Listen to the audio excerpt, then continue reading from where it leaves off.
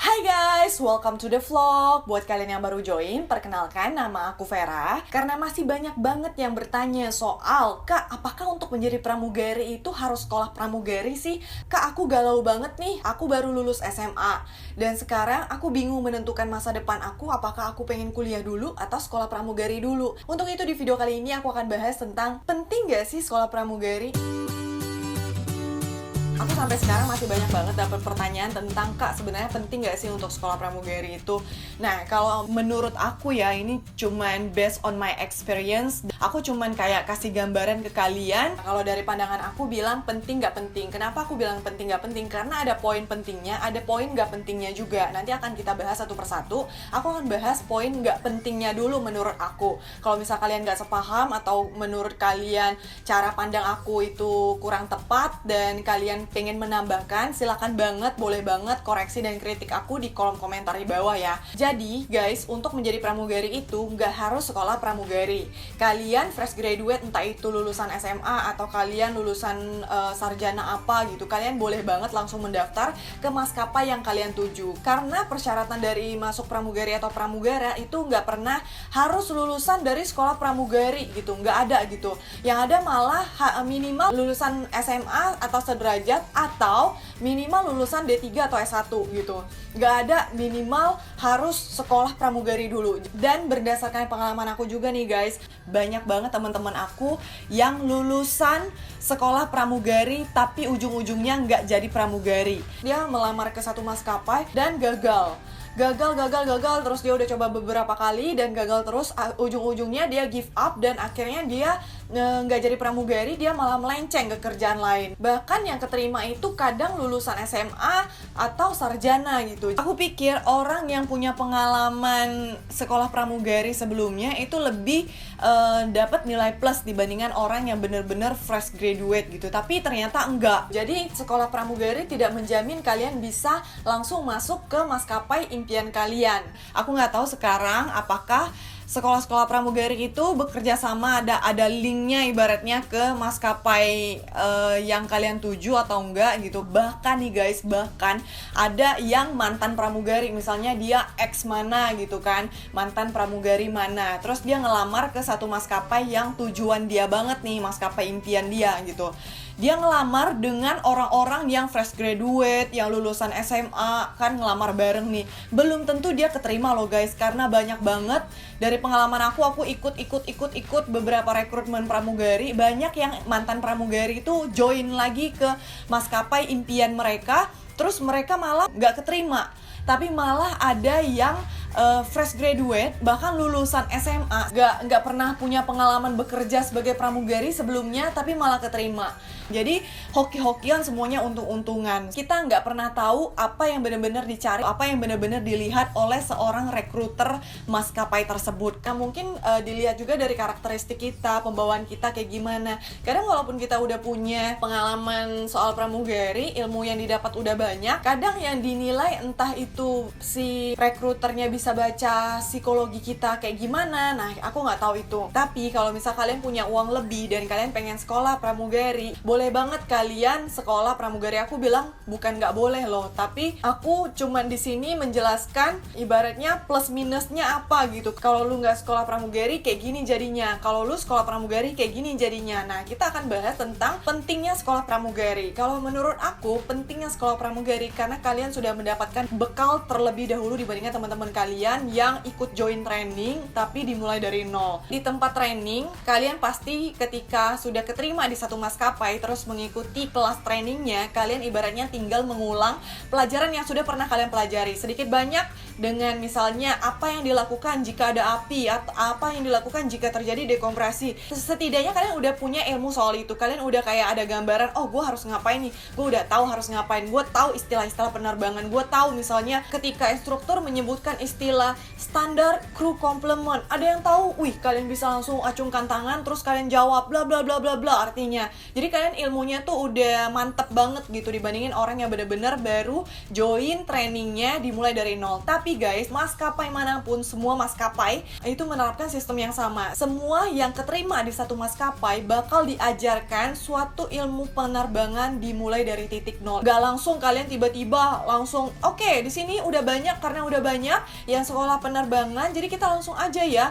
Gak kayak gitu, kalian tetap diajarkan dimulai dari titik nol tentang pemahaman ilmu penerbangan kayak gitu. Dari pembahasan aku ini mungkin bisa jadi pertimbangan kalian untuk berpikir apakah gua pengen abis ini pengen sekolah pramugari atau gua langsung kuliah atau gua langsung kerja aja gitu. Dan buat pertanyaan kalian yang bingung, kalian mau menentukan masa depan kalian mau kuliah dulu atau kalian sekolah pramugari dulu, sebenarnya semuanya bisa menjadi opsi guys. Dua pilihannya itu bisa menjadi opsi. Kalau dari pengalaman aku dulu, kalau kalian ngikutin cerita pengalaman hidupku, aku pernah cerita kalau aku pengen jadi pramugari banget. Pas lulus SMA aku sempet mengikuti tes sekolah pramugari, pengen masuk sekolah pramugari, dan aku udah ikut tes dan aku udah keterima. Tapi ujung-ujungnya aku nggak ambil karena aku berpikir banyak banget pertimbangan-pertimbangan dan dapat masukan dari beberapa pihak, orang-orang dekat dan keluarga yang bikin aku memutuskan aku kuliah dulu dibanding aku ngambil sekolah pramugari. Nah, itu balik lagi ke diri kalian sendiri, pertimbangan kalian apa. Kalau aku sendiri, pertimbangan aku dulu, aku pengen merasakan bangku kuliah seperti apa. Aku pengen ngerasain perkuliahan tuh kayak gimana, dan aku pengen banget dapat title S1 dulu, baru aku lamar-lamar kerja ke maskapai penerbangan. Dan aku juga baca-baca informasi kalau untuk menjadi pramugari nggak harus sekolah pramugari dulu. Aku juga berpikir ketika aku punya title sarjana, otomatis aku bisa apply ke maskapai mana aja, karena setiap maskapai itu minimal background pendidikannya itu berbeda-beda. Ada yang minimal lulusan SMA, ada yang D3, ada yang S1. Nah, setidaknya gue bisa coba semuanya gitu. Kalau misal kita cuma lulusan SMA terus langsung kerja, cuman maskapai terbatas doang yang bisa kita apply, karena ada maskapai-maskapai yang minimal lulusan D3 atau S1. Jadi itu pertimbangan aku dulu yang mungkin bisa menjadi pertimbangan kalian sekarang. Nah, aku juga mau kasih info lagi satu hal tentang bekerja sambil kuliah. Jadi ketika kalian lulusan SMA, kalian melamar ke satu maskapai, terus di tengah jalan kalian mau kuliah, itu bisa banget, bisa kuliah online. Sekarang pun teman-teman aku banyak banget yang kuliah sambil menjadi pramugari. Tetap terbang-terbang, tapi mereka pengen dapat gelar, mereka pengen kuliah, mereka kuliah gitu. Jadi semoga kalian sudah mendapatkan jawabannya. Kalian yang masih galau menentukan masa depan kalian, apakah pengen kuliah atau sekolah pramugari dulu, semuanya, dua-duanya itu opsi guys. Kalian mau kuliah dulu, kuliah normal, masuk kelas, belajar, ujian seperti biasa, dan lempar toga bareng-bareng, dapat S1 bareng-bareng sama teman-teman kalian di kampus, itu kalian bisa banget. Tapi kalau kalian gak mau buang-buang waktu kalian, misal bisa kuliah online aja lah gitu, kalian bisa langsung lamar ke maskapai yang kalian tuju, abis itu kalian bisa kuliah online. Sekarang kan udah banyak kuliah online. Tapi ada plus minusnya juga nih guys, kalau kalian kuliah dulu sama kalian kuliah online sambil kerja.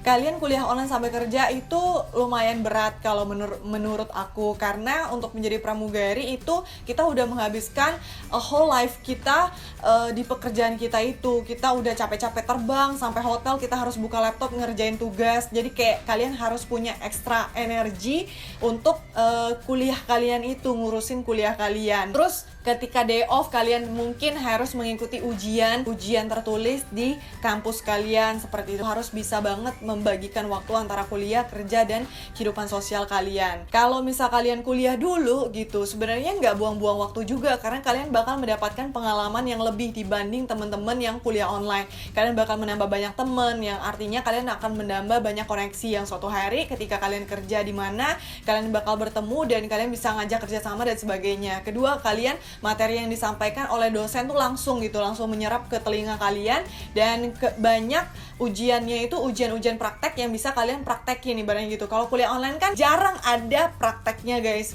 kebanyakan sama laptop kalian kerjain kayak gitu. Lebih ke pola pikir kita seperti apa. Sama seperti kayak sekolah pramugari, kalau kalian ambil sekolah pramugari, bekal yang kalian dapat lebih banyak, teman-teman lebih banyak gitu, pasti menambah teman, menambah koneksi juga, terus kalian juga mendapatkan ilmu. Ada hal-hal ilmu-ilmu yang gak semuanya sama. Ilmu yang dikasih oleh satu pembicara itu mungkin ada yang ngena banget di hati kalian, yang mungkin bisa merubah pola pikir kalian seperti apa. Nah, sekianlah pembahasan dari penting gak pentingnya sekolah pramugari. Semoga video ini bermanfaat buat teman-teman yang pengen jadi pramugari dan masih bingung menentukan masa depan kalian, jenjang karir kalian, apakah harus sekolah pramugari atau harus kuliah dulu atau langsung kerja aja hajar kayak gitu. Semua balik ke diri kalian sendiri. Dan sekali lagi aku mau ingetin ke kalian, buat kalian yang punya pendapat lain atau pengen menambahkan, boleh banget di kolom komentar di bawah. Jangan lupa untuk like dan subscribe channel YouTube aku. See you guys in the next video. Bye bye.